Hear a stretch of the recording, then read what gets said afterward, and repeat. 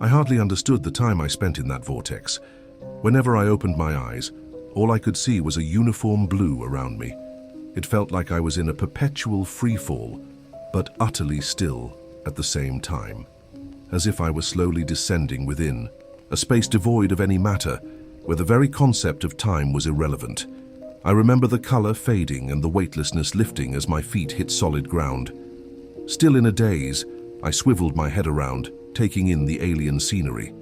There were the stone islands around me, floating in near darkness, illuminated only by an obscured sun above.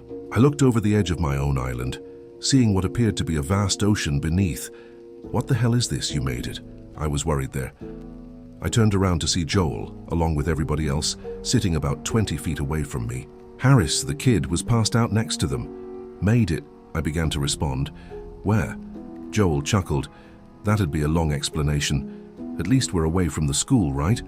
At that moment I was stunned. The environment, around us, the weightlessness, my injures. Every impulse culminated into a wholly indescribable state of mind. But one thing was for sure. I felt alive, more than I'd ever been before. It was a feeling comparable to the night I'd busted that car and rescued that girl, but just a tad more extreme.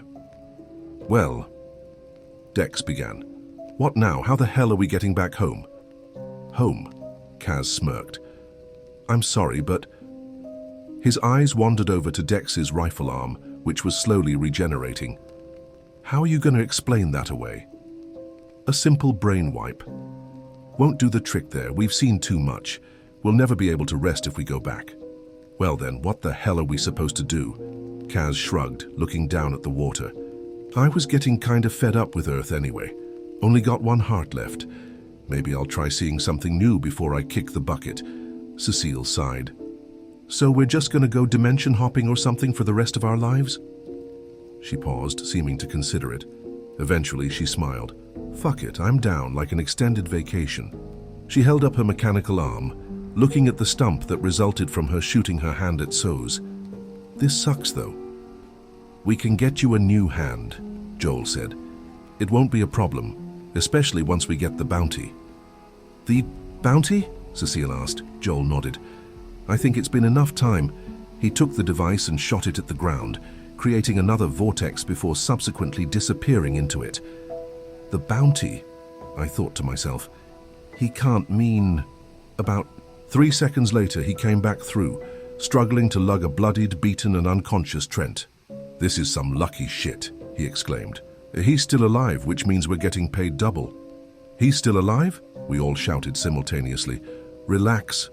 Joel held out his hand. I know where we can cash it in. Quick units. And then we can go and explore whatever the hell we want. So, you came just to get the bounty? I asked him. He nodded. Well, where the hell are you from? Earth, originally, he responded. Bounced around a bit here and there. Seen a lot of stuff.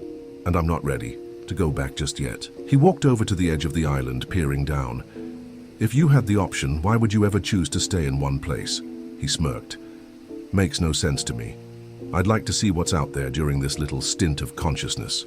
I've been given. Not just desks and offices, he pointed down, and we followed his finger. Things like that. In the ocean below, an utterly colossal creature surfaced. A skyscraper-sized, prehistoric-looking entity trudging through the cosmic watery expanse. I could see Joel's eyes widening at the sight of it. An expression of pure marvel. I hardly see the same thing twice these days. It never ceases to amaze me. Anyway, he said, getting up, that's what I'm after. And if any of you want to tag along, I'm not going to stop you. The company's good sometimes. It was a daunting proposition. I knew next to nothing about the guy, nothing about what was to come if I were to accept. I was tired, both physically and mentally. After seeing what I already had, did I really want more? And yet, that feeling of adrenaline lingered, a spark in my veins confirming just how alive I truly was. I suppose there's no choice for me here, Dex said, looking at his arm. Seeing something new doesn't sound too bad anyway. I've already made up my mind, Kaz chimed in. Guess I'm in the same boat, Cecile added. All eyes then fell on me. I'm not gonna survive out there, I responded. I'm still just a regular guy. If we go through something like that again... I paused for a moment. reflecting on the events that had transpired. I'm still alive, aren't I?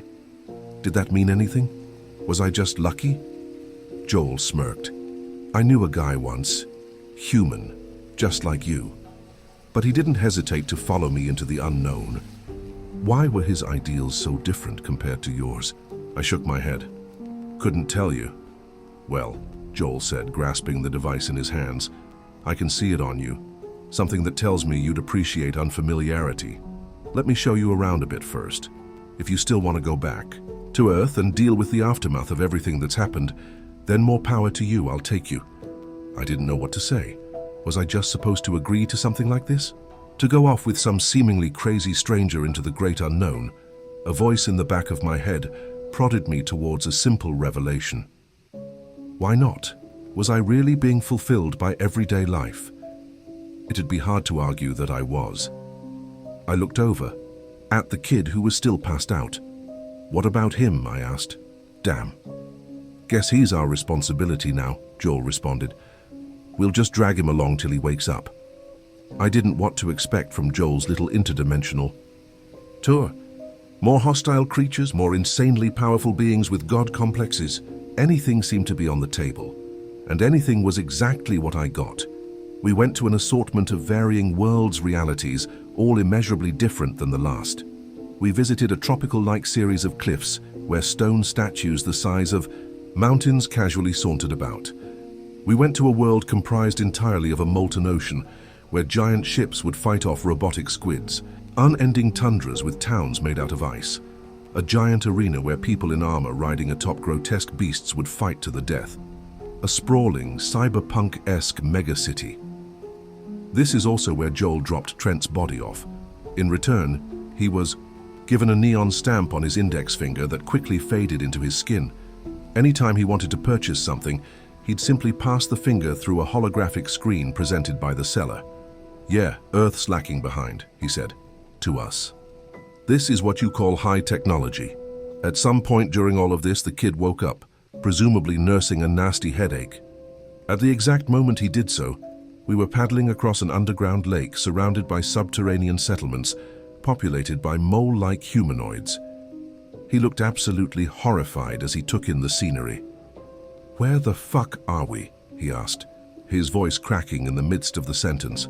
After explaining the situation more or less, he could only sit and stare at the boat floor. Just let me go back.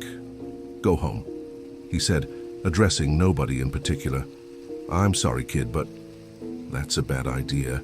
As Kaz went on to explain, his absence from the evacuated crowd was a problem. If the government presumed him to be dead and his body was never found, it'd be a simple matter. However, if he were to suddenly come back hours after the incident, things would become exponentially more complicated. They won't only keep pestering you, Kaz told him. They'll also be bothering the people closest to you, like your family. And trust me, maintaining confidentiality is something that they don't take chances on. But it's unfair, the kid whimpered. Yeah, well, Kaz began to respond before being cut off by Cecile. Everything's unfair, she said to him.